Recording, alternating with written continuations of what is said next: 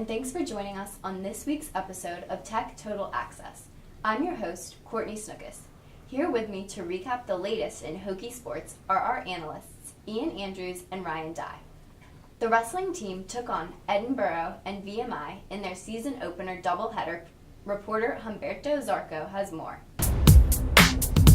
Live from Castle Coliseum, where Hokie Wrestling took down Edinburgh 24-13. I'm Humberto Zarco reporting for Tech Total Access. National championship expectations surround head coach Kevin Dresser and the Virginia Tech wrestling program this year, and why wouldn't they? The Hokies returned 4 All-Americans from last year's 4th place finish at the NCAA tournament. The Hokies started their season by defeating Edinburgh University 24-13. They won 7 of the 10 matches against the Fighting Scots.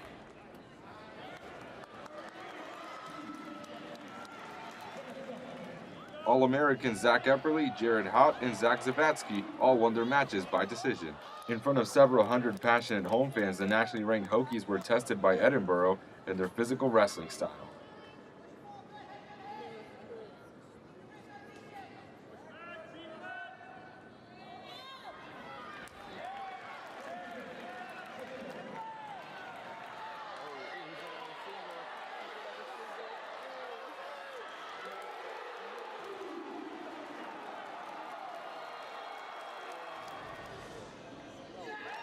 In the 149-pound bout, All-American Solomon Chishko scored a takedown with the clock expiring to force a sudden death overtime period, where he scored another takedown to win the match.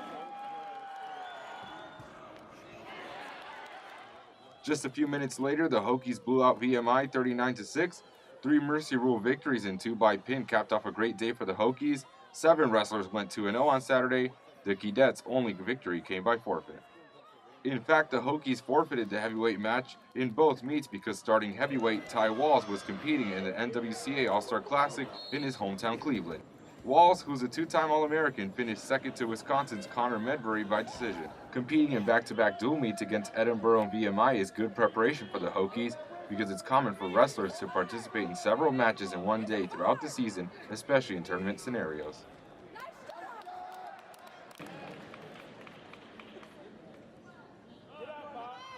After the match, we asked Coach Dresser how he thought his team competed in this doubleheader, and we asked 2-time ACC champ at 125, Joey Dance, what next weekend's match at the Moss Art Center means to him and his teammates. Go. All right, national championship expectations, but we all know it starts in November. What did you see from your team today? I saw some good things and I saw some bad things, but being the first weekend of the year, that's kind of what I expect. You know, it's a gauge right now on what we need to do, not just technically, but in our preparation and our body language and you know, how we handle hard things. And, you know, especially with Edinburgh, they came out and wrestled us hard. And you know, for the most part, you know, our veteran guys kind of snapped back in line after being challenged early. So, like I said, there were some good things and some bad things. Next weekend, Moss Art Center. I know it means a lot to you guys. What does it mean to you? What does it mean to your team? And what do you hope to see from yourself and from your team next week? That's something we always look forward to because I mean that's our one big home match that we really actually we have 2 this year there, but that's our something that we get excited for, and so the whole team's really excited for it. And we have 2 freshmen I think on the team right now who's going to be wrestling that, so they'll love that. Absolutely. All right, Joey Dance, thank you. Good luck going forward. Thank you. I'm Humberto Zarco reporting for Tech Total Access. The team then traveled to Roanoke to host the Southeast Invitational in a JV exhibition match. What did you guys think about the Hokies' strong start? I think coming into this year, the wrestling team was probably what you would consider Virginia Tech's best chance at a national champion. Now they came in ranked 6th. They have 6 different wrestlers in the top 10 alone, led by Epperly and Joey Dance and Ty Waltz as well.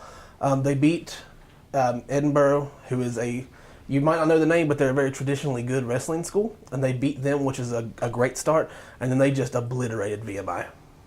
Yeah, anytime you come out starting the season ranked number 6, you definitely have potential to win a national championship. And then you have, like you said, you have a long list of players that are potential All-Americans.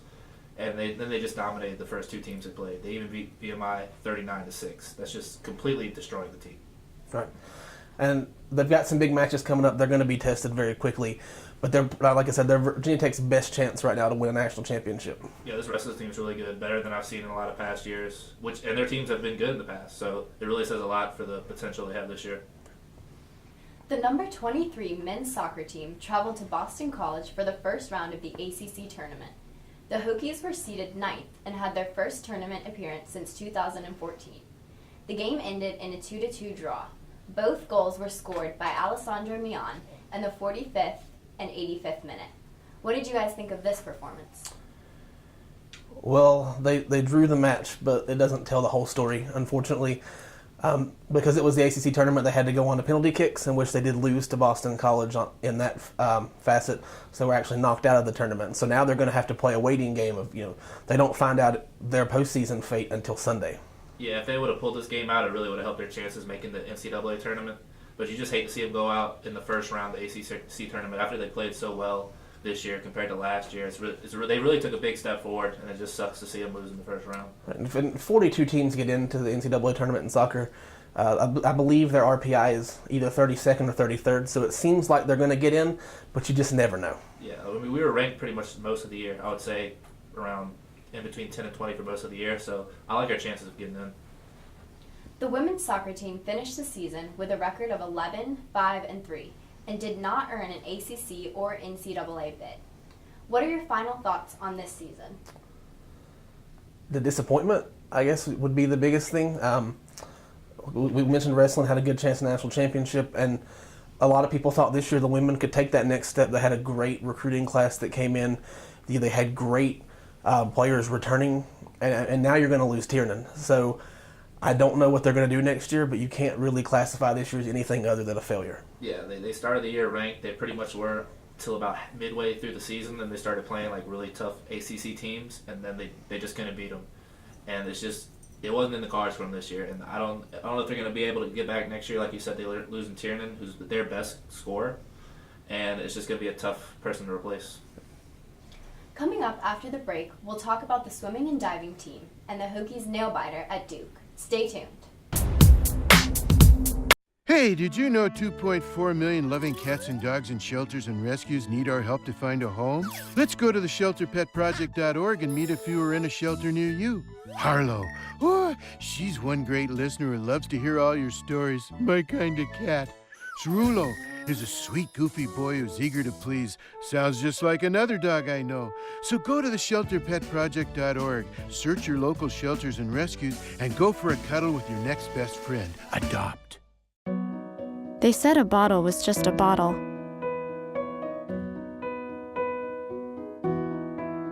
That no one would ever notice me.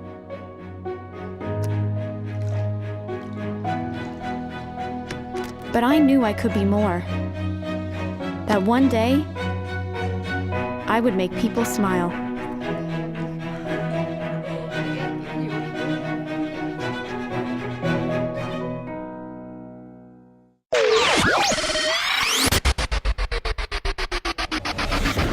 Welcome back to Tech Total Access. The swimming and diving team took on Pitt and Notre Dame to open ACC play. The number 9 men topped both teams, while the women beat Pitt but couldn't stop Notre Dame. Notable performances came from divers Ashlyn Peters and Ben Scheissel. Senior Claudia Nazieblo placed first in both of her individual events. She barely edged out fellow H2Okie Fiona Donnelly in the 200 IM with a time of 2 minutes 2 seconds and registered a time of 1:58.46 in the 200 fly. What did you guys think about these performances? I guess the first thing you think of is that those are two big-time opponents. Anytime you're going to beat somebody that's from the ACC, I don't care who it is, still a Power 5 school. I mean, that's great. That's what you want to see. They're ranked 9th, so they're obviously good. Yeah, it's good that the men, they swept both Pitt and Notre Dame.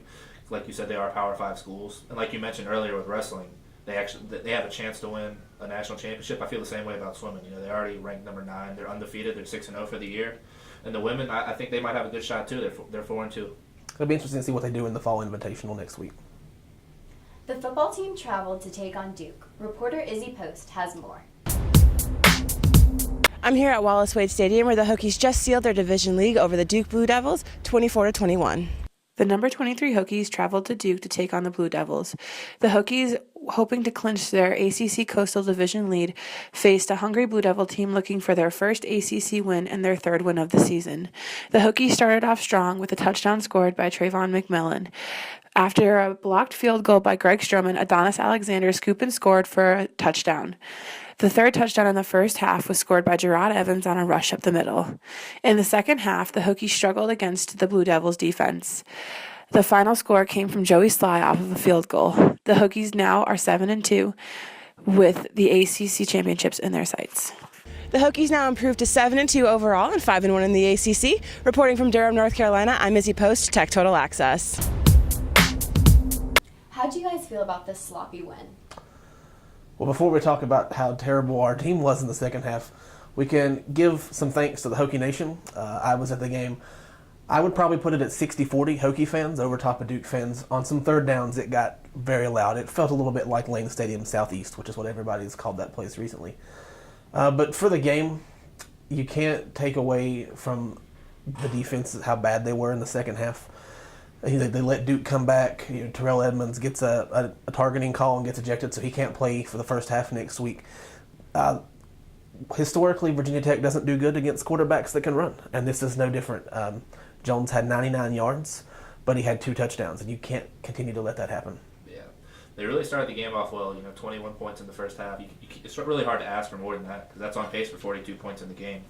But it's kind of been the issue the past few weeks. I feel like the defense at the beginning of the year, they were really strong, but the past few weeks I feel like they've been giving up a lot of points, a lot of yards, and it's not going to get the job done.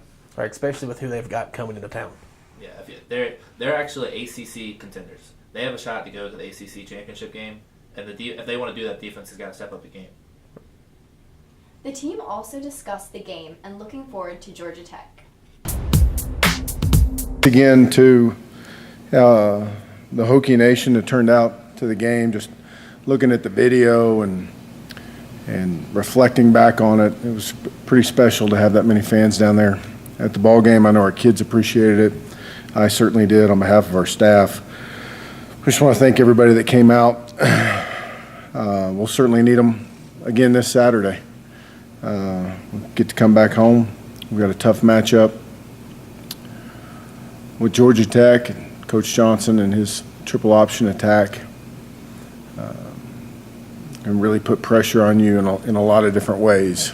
Obviously, we feel like we've gotten some momentum now. We feel like we're doing well game to game, but we just got to keep approaching it the exact same way, take it one game at a time. And we've seen earlier in the year what it's like to get too high on ourselves, and we just got to make sure we just keep taking it one game at a time. Remember the preparation it takes each week, and just keep plugging along. I think they do a lot of things to mess with your eyes, like fake handoffs, pitches, and so you just got to be like fundamentally sound, and you just got to make sure that you're doing your job, that you're not trying to do too much, and because then they'll expose you, and a gap will be exposed, and they have the potential to take it to the house. So I wouldn't say it's anything hard, but it's like you said, we just get the message from Coach, and we try to instill that in the young guys, let them know that we got to take it one game at a time. Like, we really have to take it one game at a time, really try to go 1-0 every week. What do you guys feel like the key to this game is? The key to this game is stopping their triple option. I said it against Syracuse. I said that was going to be a trap game. I feel like this has the same potential. The triple option, they'll lull you to sleep with those quick dives, and they'll hit one over the top, and you won't know what happened. For me, it's the defense. They're banged up. They're hurt. Like I said, Terrell Edmonds is going to miss the first half. Nigel Williams didn't play last week. Vinny Mahota looked a little bit limited last week. Hill came out with a shoulder injury. Stroman, obviously, we still don't know if he's going to be able to get back or not. That injury was a lot less than what it looked like it was going to be. But so the defense has to figure out how to stop this team. If they're going to go to Orlando, it's pretty much this game is the only thing that's going to stand in their way. Yeah, I feel like this is a game that's really going to like make Gerard Evans' legacy for this year. Because I feel like this is a game where he just has to take over. The running game hasn't been strong. The defense is banged up and hurt, like you said. This is a game for him. Right, and Georgia Tech, the last 6 games, Mike Barber had this stat, which is great. Virginia Tech this year averages 16 drives a game, so 16 possessions. Over the last 6 years, Georgia Tech has held them to 11. So you're going to get 5 possessions less, so you have to score when you touch the football. Yeah, especially when you get in the red zone. You can't settle for field goals like they did against Pitt a couple weeks back when they had 6 field goals. You got to convert those into touchdowns. Do you guys have a prediction for the game? I do have a prediction. I feel like the offense is going to be able to figure some stuff out, but I do think Georgia Tech is obviously going to score. So I'm going to go somewhere around let's say 34-21 or so. Well, that's pretty close to what I was thinking. I was thinking Virginia Tech wins 34-24. We also asked students their thoughts on this week's win. Reporter Elwin Hinojosa has more. Hey fellow Hokies, this is Elwin Hinojosa in downtown's Blacksburg, asking fellow Hokies their thoughts on last week's game against Duke and their predictions on next week's game against Georgia Tech. Alright, so what are your thoughts on the victory against Duke last week? It was very close. It was a really good game. Really good game? Yes. Alright. What are my thoughts? Fucking smushed them. It was 24-21, right? We do what we always do. We do what we needed to do. We got a dub. We got a new coach. We had to show them what we're about. Well, it was a little nerve-wracking. I know we got to an early lead, but then we kind of like lost it. But we eventually pulled it out, and that's good. Against Duke, I didn't watch the game last weekend. I was gone. Did you predictions for next week's game against Georgia Tech? We're gonna smush them. Smush them? I actually don't. I don't know a lot about Virginia Tech, or not Virginia Tech, Georgia Tech. I think Georgia Tech is a particularly really dominant team by any means, so I think at the end of the day we will win that. Same thing as always. They're going to run the ball. We're going to stop them every time. We're going to show them what we do with Virginia Tech. I mean, it's how we do it. Going to get the dub, right? Of course, of course. Right. We're going to win. How much? 35. to 7. 35-7? Yep. Alright. For prediction? 42-17. 42-17? Okay. What about a score prediction? I don't know about score predictions. I'm not too knowledgeable about football for that. I mean, you can take a guess. 50-0, 100-0. Alright, I'll go 33-17. 30-0, Virginia Tech. Virginia Tech wins? Mm-hmm. Prediction? I'm thinking 36-21. 36-21? It's going to be a high scoring one, yeah. Okay. And if you could go on a date with anybody on the team, who would you go out with? Isaiah Ford, 100%. And if you guys could date anybody on the team, who'd you guys date? Clay Dean. Clay Dean.